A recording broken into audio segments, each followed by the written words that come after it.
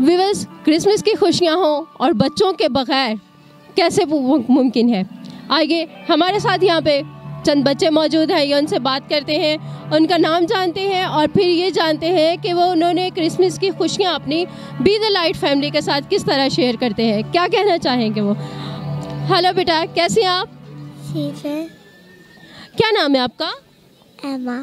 एमा, आपको हमारी तरफ से बी द लाइट टीवी की तरफ से क्रिसमस मुबारक हो। Thank you. ओके एमा, क्या कहना चाहेंगी? आपके जो स्कूल फ्रेंड्स हैं, आपके जो फैमिली फ्रेंड्स हैं, उनके लिए कोई क्रिसमस का मैसेज रिकॉर्ड करवाना चाहेंगे? मैं Christmas friends. Thank you, same to you.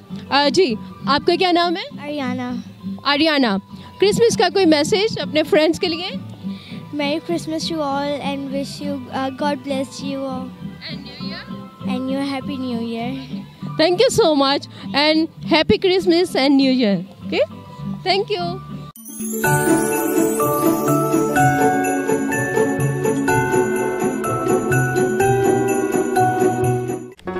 Do not forget to like the video, subscribe BTL TV and press the bell icon to receive notifications.